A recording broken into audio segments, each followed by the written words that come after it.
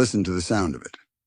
The subtle, heavy clink of a metal credit card hitting a porcelain plate at an overpriced downtown steakhouse on a Friday night. Look at the guy handing it over. He is wearing a tailored shirt. His watch catches the ambient lighting perfectly. He smiles at the waiter. He absorbs the admiring glances from his friends at the table. For exactly 4 seconds, he feels like a king. The dopamine floods his brain. He is the man. He has arrived.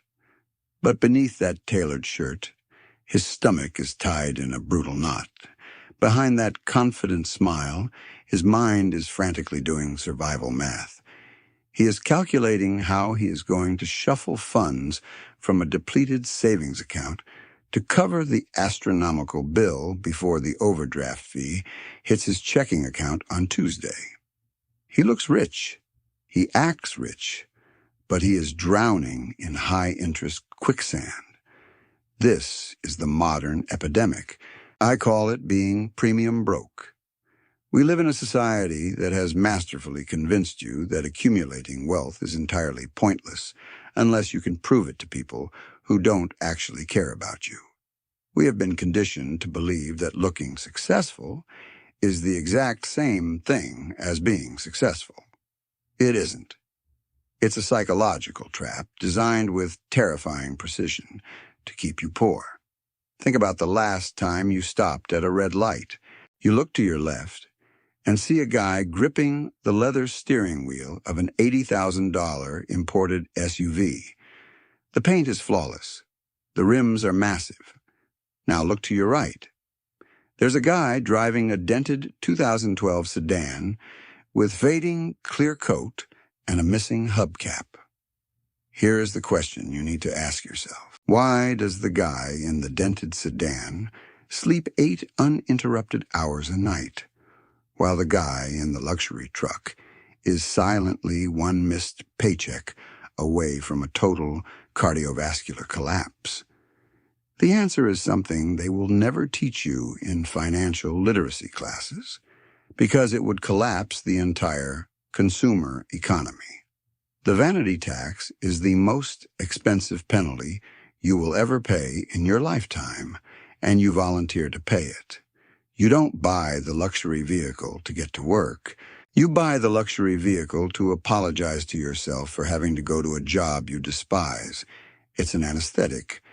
You are purchasing a heavy metal cage and convincing yourself it is a throne. Let's dissect this illusion. The heavy watches, the designer logos splashed across your chest, the constant need to upgrade your phone every 12 months. These aren't trophies of your hard work. They are financial handcuffs. They are the exact mechanisms the system uses to extract your vital energy. You see, the machine doesn't want you to build quiet wealth. Quiet wealth doesn't generate interest payments. Quiet wealth doesn't pay dealership markups. The banking sector thrives on your deep-seated insecurity and your desperate need to belong to the pack. They have weaponized your ego. Every time you feel inadequate, they offer you a piece of plastic with a credit limit just high enough to hang yourself. You walk into a dealership or a high-end store, and the salesman treats you like royalty. But he doesn't respect you. He is just baiting the trap. He knows you're willing to trade thousands of hours of your irreplaceable life just to project an image of success to strangers in traffic. You are running on a wheel, faster and faster, completely oblivious to the fact that the wheel is connected to a generator that powers someone else's empire. You finance a lifestyle to mask the pain of your reality. Take a hard look at the pristine suburbs. 3-car garages, perfectly manicured lawns. Behind those closed doors, it's a financial intensive care unit. Families are suffocating under the weight of mortgages they barely qualified for, drowning in the maintenance costs of a lifestyle engineered for social media. They are house poor. They have a stunning kitchen with marble countertops, but they are terrified of a sudden $500 medical bill. They live in a permanent state of high-functioning panic. I've watched smart, capable individuals turn themselves into willing lab rats. They memorize their credit scores like it's a badge of honor, completely blind to the fact that a FICO score is nothing more than an obedience collar. It simply measures how profitably you interact with debt. The system pats you on the head, calls you a prime borrower, and hands you more rope. The 9-to-5 grind breaks you down. You commute in traffic, you sit in a cubicle, you answer emails from a middle manager who has no idea what he is doing. By Friday at 5 p.m., your soul is depleted. You feel empty. And nature abhors a vacuum. So the environment provides a very convenient, very expensive way to fill that void. You convince yourself you deserve it. I worked hard this week, you say. I deserve this $200 dinner. I deserve to lease a car that smells like fresh leather. No, you don't. You deserve autonomy. You deserve to wake up on a Tuesday and not owe anybody a single dime. But you willingly trade your ultimate freedom for a fleeting moment of artificial status. You are renting an identity. And the cost of renting that identity is your future. When you buy things to look rich, you are actively destroying the capital that could actually make you rich. You are taking the exact seeds that could grow into an orchard of financial independence, and you are grinding them up to bake a single expensive cake that you eat in 5 minutes. We are going to tear apart the mechanics of this vanity tax. We are going to look at the exact psychological triggers that force you to swipe that card and the brutal mathematics of what it's actually costing you in human years. Because the tragedy isn't just that the premium broke guy is losing his money.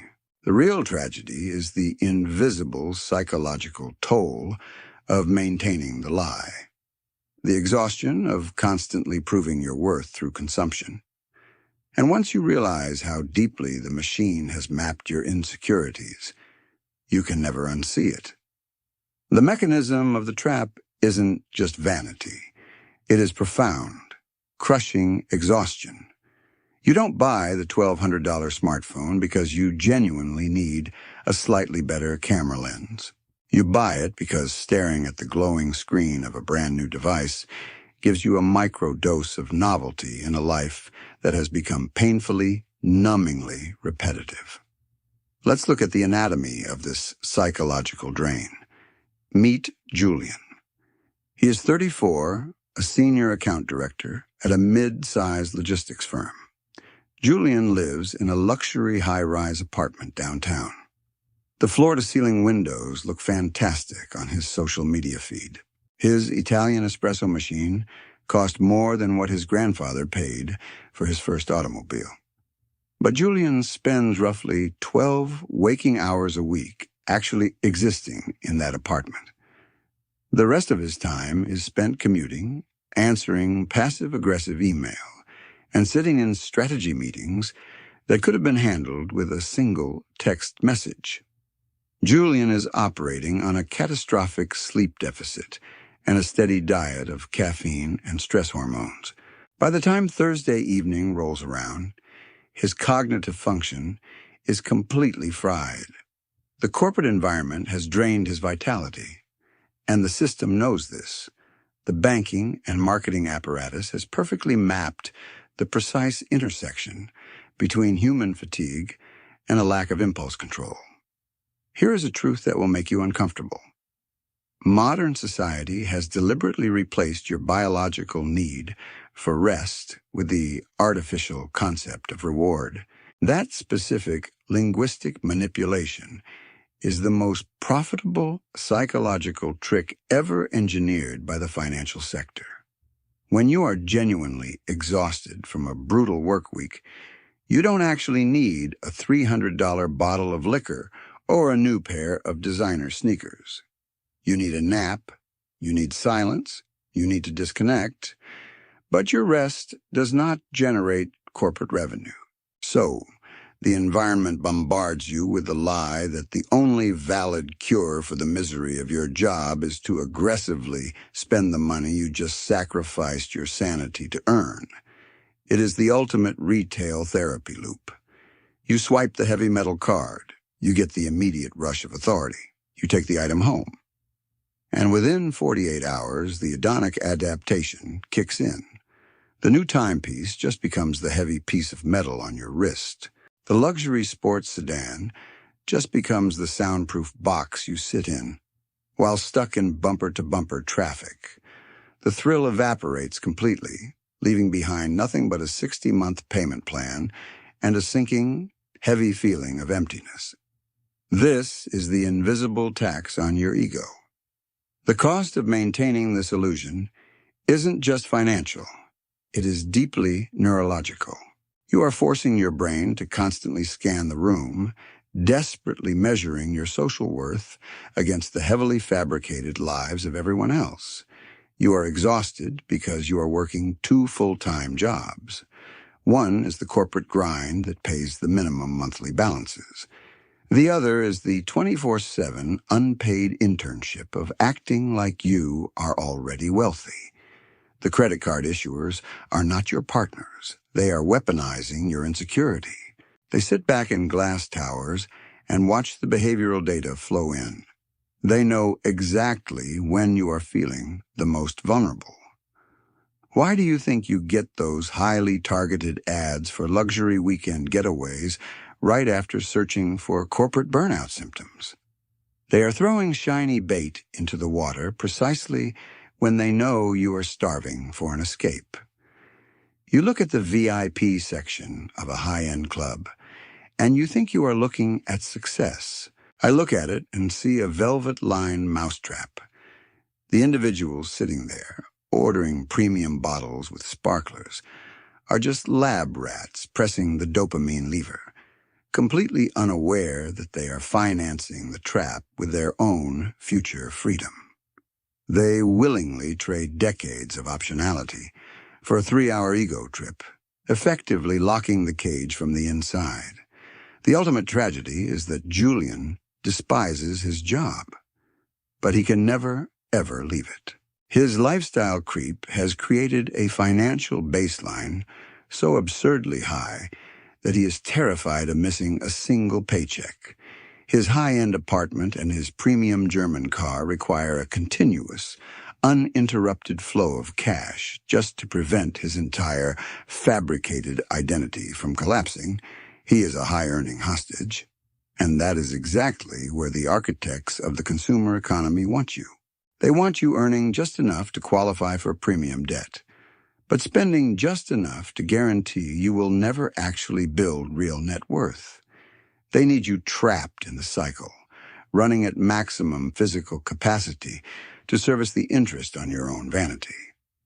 But the psychological damage is only the surface layer. When you strip away the emotions and look at the cold, hard math of what this vanity is actually destroying, the reality becomes terrifying. Phase 3. The opportunity cost autopsy. Let's strip away the leather interior, the aggressive grille, and the engineered new car scent. Let's perform a financial autopsy on the concept of looking successful. Because numbers do not have an ego. Numbers do not care if your college roommates think you are crushing it. Numbers only measure the velocity at which you are transferring your wealth to a banking institution. Let's talk about the ultimate vanity trap, the luxury vehicle. You walk into the dealership. Understand that this building is not a store. It is a psychological extraction zone. The showroom floor is meticulously lit to make stamped sheet metal look like rare jewelry. The salesman mirrors your body language, offering you an espresso and calling you boss. And for a split second, gripping the steering wheel of a $65,000 imported machine, you feel a surge of dominance. But you aren't feeling dominance. You are feeling the bait. The luxury car market is simply a high-interest mousetrap wrapped in German engineering and you willingly walk into the cage because society convinced you that walking is for peasants. Phase 4. The mathematics of fake success. When you sit in the finance office, the trap snaps shut. The finance manager never asks you if you can afford 65 grand. He asks you the most dangerous question in modern capitalism. What do you want your monthly payment to be? He extends your financial sentence to 72, sometimes 84 months, just to make the illusion fit into your depleted checking account. You commit to a $900 payment. You add $200 in premium insurance, plus the synthetic oil changes, the performance tires, and the premium fuel. You are bleeding $1,200 every single month. Here is a truth you need to digest. Modern poverty isn't the absence of a paycheck. It is the voluntary surrender of your future purchasing power to subsidize your current insecurity. You are borrowing money from your 50-year-old self to make your 30-year-old self look untouchable at a red light, and your future self is going to despise you for it. Now let's look at the ghost ship, the alternate reality you chose to murder, the opportunity cost. What if you completely removed your ego from the equation and drove a reliable, slightly dented, $12,000 Japanese sedan? It is completely invisible. No one looks at it twice. The valet doesn't respect you, but your monthly transportation cost plummets to maybe $300. That leaves you with $900 of surplus capital every 30 days. If you take that $900 and aggressively deploy it into a mundane, boring S&P 500 index fund, returning a historical average of 8%, do you know what happens? Over the course of 20 years, roughly the time you would spend perpetually trading in and financing 3 consecutive luxury cars, that boring monthly deposit compounds into over $520,000, $500,000 in liquid, untethered equity. You didn't just buy a luxury car. You bought a piece of metal that rapidly depreciated into a glorified paperweight, and you paid for it by sacrificing $500,000 of your own absolute freedom. You finance your own captivity. Let's twist the knife deeper. You don't actually pay for that $65,000 car with money. You pay for it with human hours. If you take home $30 an hour after taxes, your $1,200 automotive overhead requires 40 solid hours of your life every single month. That is one entire week of labor. You wake up to a blaring alarm, commute in gridlock traffic, sit in a sterile corporate box, swallow your pride, and take orders from a middle manager you despise for a full week, just to hand the gross sum of that misery directly to the financing department of an automotive conglomerate. You are a lab rat running on a polished wheel, sweating out your precious time on Earth, entirely convinced you are winning the race simply because the wheel has a premium logo stamped on its side. The banking executives aren't laughing at you. They are just quietly analyzing your predictability. They know you will trade your ultimate independence for the immediate gratification of looking slightly more important than the guy idling in the next lane. And who exactly are you impressing? Think about this clinically. When you drive that premium machine down the boulevard, you think the pedestrians and the other drivers are looking at you with intense envy. They aren't. They do not care about the driver. They are looking at the object instantly projecting themselves into the driver's seat. Your vanity purchase is just a mirror for their own unfulfilled desires. You are going completely bankrupt to serve as a free, shiny prop in someone else's fleeting daydream.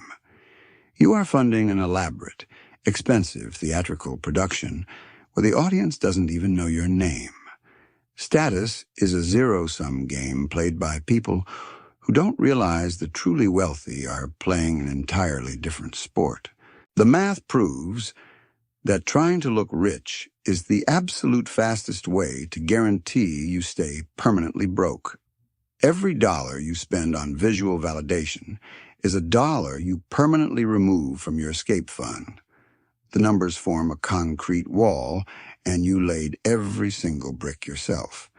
But once the brutal math finally breaks your ego, once you stare directly into the absolute futility of this consumer cycle and accept what it has cost you, you are finally ready for the exit. The brutal math breaks the illusion. But recognizing the trap is only the first step. Escaping it requires a complete psychological rewiring. You have to actively choose to kill the version of yourself that craves the applause of strangers. You have to commit financial ego death. Phase 5. The Ghost Protocol. The exit strategy from the consumer trap is a concept I call stealth wealth. It is the active, deliberate pursuit of social irrelevance. When you understand the game, you stop trying to look like the Monopoly guy, and you start trying to look like the guy who cleans the Monopoly board. You become financially invisible. True wealth doesn't scream. It doesn't wear a belt with a massive gold logo, and it definitely doesn't rev its engine at a stoplight. True wealth whispers. It wears unmarked cotton. It drives a 7-year-old sedan that is mechanically flawless and entirely paid for. Why? Because the individual behind the wheel understands a fundamental law of modern survival. Visibility is a liability. The moment you stop treating your bank account as a public billboard is the exact moment you actually become dangerous to the financial system. You stop being a predictable consumer algorithm, you step off the hedonic treadmill, and you watch the rest of the lab rats sprint themselves to a heart attack, chasing a piece of synthetic cheese that the bank moves an inch further away every single month.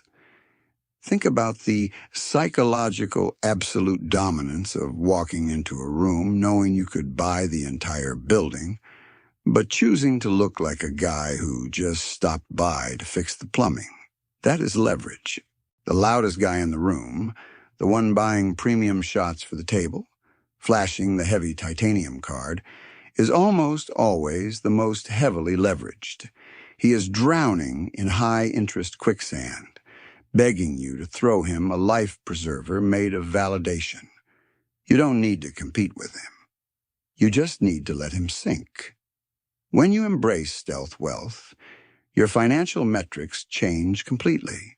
You stop tracking your net worth in terms of luxury goods, and you start tracking it in terms of unallocated time. Let me be very clear about this. Time is the only currency that the universe strictly enforces. You cannot finance another decade of youth. You cannot lease a Tuesday morning. When you redirect all that capital, the thousands of dollars bleeding out to car loans, premium insurance, and luxury depreciation, into income-producing assets, you are literally buying back your own life force. You are purchasing the most exclusive luxury item on the planet. Absolute autonomy. Phase 6. Freedom in Irrelevance. Let's revisit the VIP section at the club from the earlier phase. Let's look at the absolute opposite of that miserable, expensive theater. The ultimate financial flex isn't popping a bottle of overpriced champagne on a Friday night to impress people whose last names you don't even know. The ultimate flex is waking up at 9 in the morning on a random Tuesday. The sun is streaming through your window. You are wearing a $5 t-shirt and faded sweatpants. You sit on your porch with a 50-cent homemade cup of black coffee, completely unbothered, watching the gridlocked traffic on the highway in the distance. You watch thousands of premium broke individuals sitting in their expensive, leather-lined cages, aggressively honking at each other, gripping steering wheels they don't actually own. They are desperate to get to a corporate slaughterhouse, where they will trade their dignity just to make the minimum payment on the cage they are driving. You watch them, and you feel absolutely nothing but a quiet, profound peace. Because while they are sweating through their tailored suits to pay off their vanity, your entirely invisible portfolio of index funds just generated more in passive dividends while you were sleeping than they will make in a full week of corporate misery. You own your Tuesday. They are renting theirs. That is the red pill of personal finance. Looking broke isn't a sacrifice. It is a tactical advantage. When people think you have nothing, they expect nothing from you. You are free from the endless, exhausting social competition. You don't have to upgrade your lifestyle to match your neighbor's new pool because you fundamentally do not care about your neighbor's pool. You care about the compound interest quietly snowballing in your brokerage account. Society will try to shame you. Your broke friends with expensive shoes will make passive-aggressive jokes about your outdated phone or your scuffed boots. They will try to pull you back into the consumer cycle, because your financial discipline acts as a mirror, reflecting their own catastrophic mistakes right back at them. Your quiet stability is highly offensive to their chaotic leverage. Let them laugh. Let them take the photos. Their ego requires an audience. Your freedom requires absolute silence.